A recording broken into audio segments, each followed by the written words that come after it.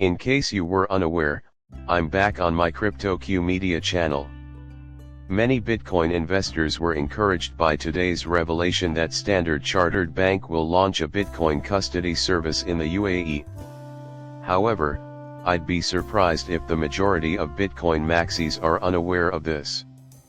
The Northern Trust, the National Australia Bank, and the Standard Chartered SBI Group all support Zodiac Custody, a worldwide digital asset custodian. Zodiac is a node in Ripple's worldwide crypto storage network, which is controlled by Medicare. You know you're doing something right when an SBI fan adores your piece. The Bitcoin maxis will be enraged to hear that. Caitlin voiced her skepticism in reaction to the SEC making public Gensler's internal comments. Yeah. Personally, I find it utterly enthralling. The markets need reassurance that Gensler isn't anxious about an imminent problem, thus someone suggested placing his live address here or at the beginning instead.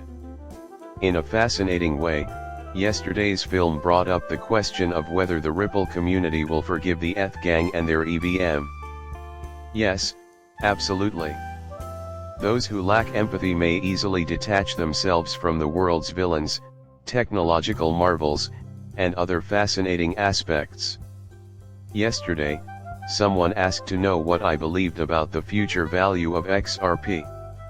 I was ecstatic and went live for the first time when smart contracts were made available on the public net. It seems like you're around here. My excitement will only grow when smart contracts are available on the public net. A third problem, which I'd like to bring up last, it seems like someone thinks the RLUSD is only for banks and not for retail. One thing that concerns me is the increasing centralization of XRP. Coincidentally, Tether, USDC, and fiat US dollars are indeed accepted by exchanges. Your source will yield no results. The M will receive the liquidity it requires from exchanges and market makers. It would be my pleasure to show you, without a doubt. A stablecoin launch by Brett Garlinghouse is a logical next step for Ripple as they work to integrate crypto with traditional finance, according to CTO David Schwartz's tweet from April 4. A high-quality USD stablecoin will be launched on the XRP ledger with decentralized exchange and characteristics similar to existing currencies, according to Schwartz. Auto bridging will allow you to trade other assets using XRP as the native currency, and the M will be a game changer. We are all in this together, from developers to average users. Above all else, the XRPL weekly traction numbers are being reported with this level of detail for the first time. The data is quite astounding. Perhaps I should also provide a brief summary. Analyze the present state of the environment and identify the troublesome areas so that they can be addressed. I will do my best to explain the merits of comprehensive analysis in terms that everybody can understand. I believe that if we encounter such data, DAOs should carefully examine it in order to determine which areas want improvement. To kick things off, the group's DEX had a fantastic numerical week. In light of it, I applaud them. What distinguishes the M is its distinctive continuing auction system. In August, only 19 of its usage were recorded. A lack of knowledge is likely to blame for that. A 4.43% increase in the number of active wallets isn't enough to convince me that NFTs aren't getting much attention anymore. However, in my opinion, this is indicative of the market generally. I think that sounds fantastic. The overall volume of transactions involving payments fell by 22.67%. Even though it's underutilized, the M is dependable. Finding techniques to bring in more users could be considered as an additional objective. Trustline and TrustSet transactions are down.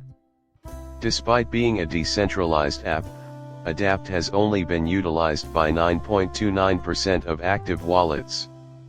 Not only that, but 86% of people that used Adapt only did so once.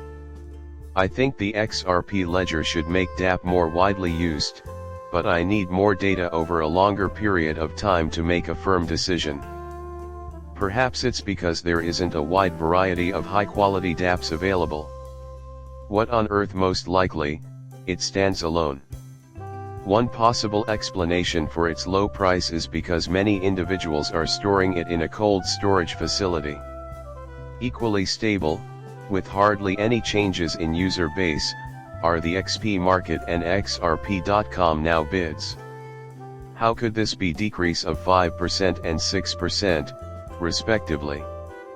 I must confess, that is just astonishing. To restate, I believe it would be highly beneficial to concentrate on those plans to enhance the XRP ecosystem in the event that a DAO materializes to complete the new XRP-LF, the basis of the on-chain data. It would be my pleasure to provide you with the link to the relevant study. It would be great if the XP markets published these traction data more frequently. Today, the full schedule of events and list of speakers for the Meridian event were revealed. Similarly, during the Ripple swell, something similar occurred. After that, you will experience some surprises. Partner Onafreak, Ripple's biggest payment partner in Africa, and Ripple's VP of Partnerships for Blockchain Payments will undoubtedly be in attendance. During the panel discussion, it was said that they were collaborating with another blockchain, but Stellar was not specifically mentioned. Stellar will most likely be integrated into their payment systems once it is linked to their blockchain. This is where it is. The Boo will also be present. Seeing all that extravagance shocked me. I was surprised by those three things. I am happy to share some encouraging news regarding our three sure thing. An international CBDC transaction built on the Corda mBridge platform has been executed by Rock Bank for the first time. Prior information has been overshadowed by the cross-border, instant transfer of digital dirham from the UAE versus digital yuan from China, especially in regard to XRP and mBridge. That is completely wrong, and I deeply apologize for the offense. Goodness gracious. The permission tokenization protocol has notable backers like R3, Tether, Tron, and TRM Labs, a major collaborator with Ripple among others. With the changing of the seasons comes the opening of Kyoto's first private sector financial crime section, which is dedicated to combating crypto crime. It is stunning to look at. The presence of the spectator here is really appreciated. I am grateful if you are a new subscriber to my channel. Stay safe until then.